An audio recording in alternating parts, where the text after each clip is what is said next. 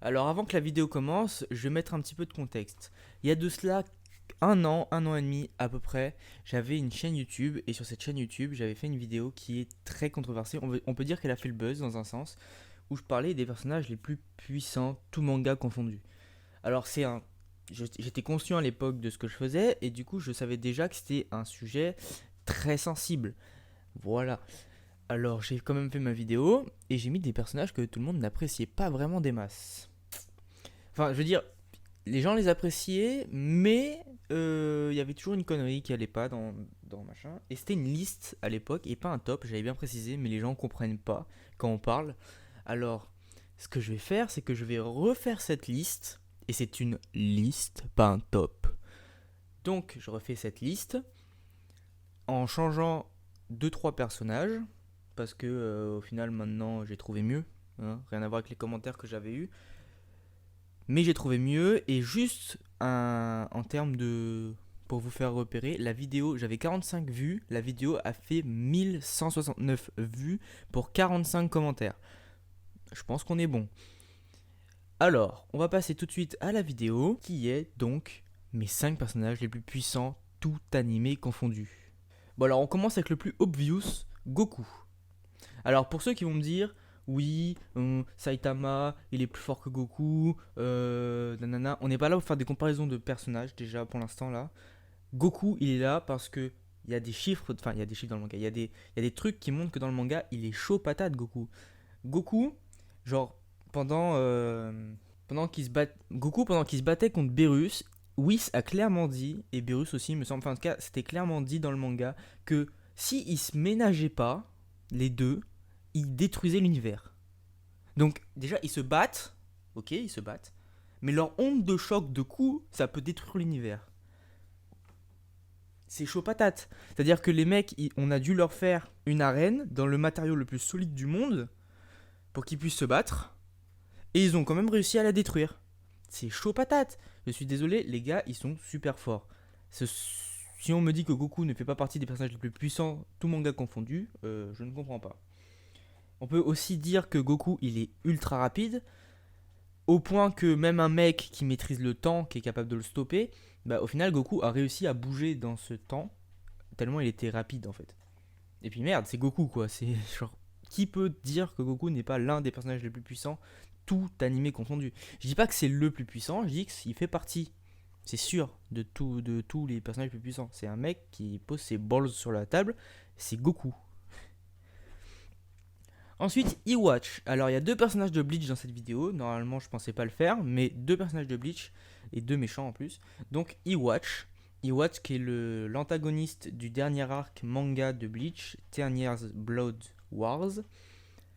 Donc, l'empereur Iwatch. Pourquoi est-ce que je l'ai mis dans Stop? Bah déjà parce que c'est l'antagoniste final, donc c'est forcé que ce soit le plus fort de tout le manga, enfin dans les plus forts de tout le manga. Et je vais vous expliquer pourquoi. En force physique, il n'y a pas d'équivalent, c'est-à-dire que le héros principal n'a pas pu le battre en force physique, enfin personne n'a pu le battre en force physique, donc on n'a pas trop d'équivalent. Ensuite, il a la capacité de voir dans toutes les timelines différentes et de pouvoir anticiper chaque action de ses adversaires. En gros, il est omniscient le gars. C'est-à-dire que quoi que tu fasses, il sera jamais surpris, il sait déjà ce que tu vas faire à l'avance.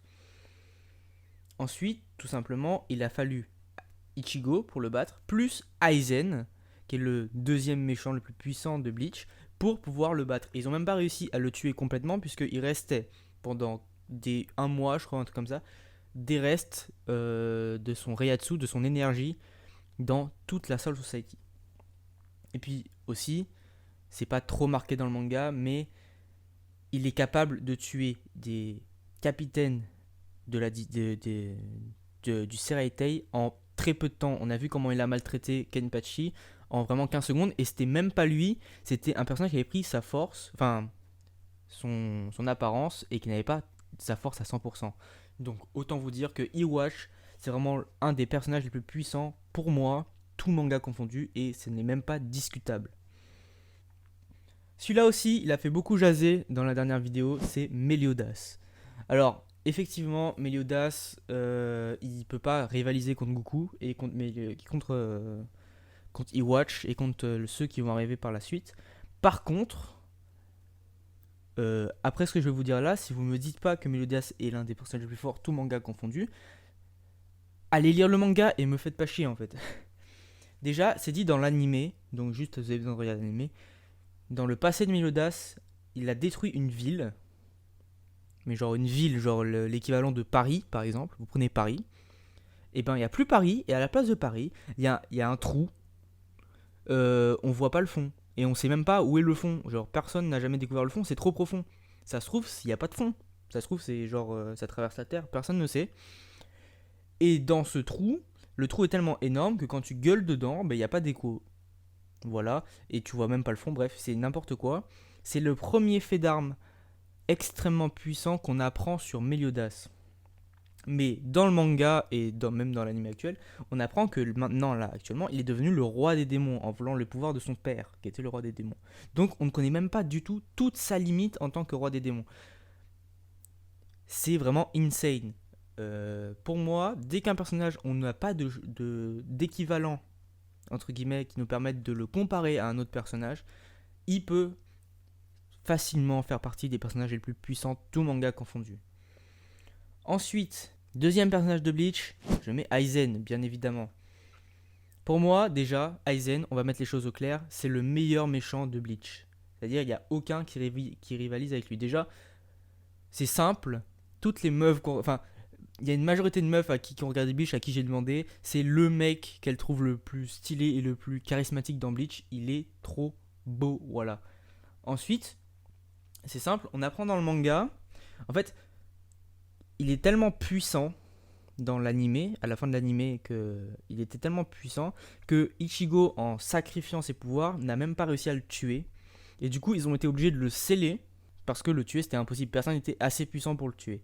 Et en étant scellé, on apprend dans le manga qu'en étant scellé, et ben son Reiatsu, il n'est pas annihilé, il est juste en. Tu sais, c'est comme un compte épargne en fait. L'argent rentre et ça s'accumule. Ben c'est pareil. Ça fait pareil là. Sur Aizen, son Reiatsu s'accumule et il est capable de tuer des gens juste en étant assis, en ne connaissant même pas la personne, en ne la voyant même pas. Il la tue comme ça, il te voit pas, il te connaît pas, il s'en bat les couilles. Tu meurs, sans problème. Dernier personnage, je l'avais pas mis la dernière fois, là je le mets. Il s'agit de Madara Uchiwa. Alors c'est vrai que Madara Uchiwa, comparé à tous ceux que j'ai mis avant, il fait un peu pâle figure.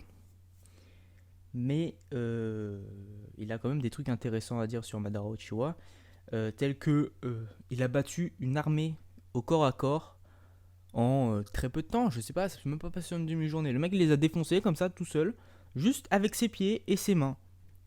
C'était chaud patate. Vraiment, ce moment de l'animé, j'ai trop kiffé. Ensuite, plus tard dans l'animé, il s'est fait tous les Kage en place, à lui tout seul.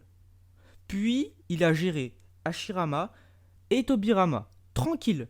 Les Hokage qui étaient considérés comme les plus forts du village de Konoha à l'époque de leur vivant. Il se les a fait comme si c'était des putains de Kinder Surprise. Ensuite, il peut maîtriser Kyuubi grâce à son Sharingan. Et enfin, il n'y a clairement aucun Uchiwa qui n'arrive à sa cheville. Sasuke, n'en parlons même pas. Il a fallu qu'il soit aidé de Naruto pour qu'il fasse un petit truc face à Madara. Et c'est même pas eux qui l'ont battu. Obito, on n'a aucune preuve qu'il puisse le battre. Et à mon avis, il le battait pas. Et puis Itachi, Shisui, tout ça, n'avait clairement aucune chance face à Madara. Madara, le dieu ultime de Naruto, c'était lui qu'il fallait qu'il gagne à la fin. Voilà. Ok, c'est la fin de cette vidéo. Et j'en profite pour préciser une dernière chose.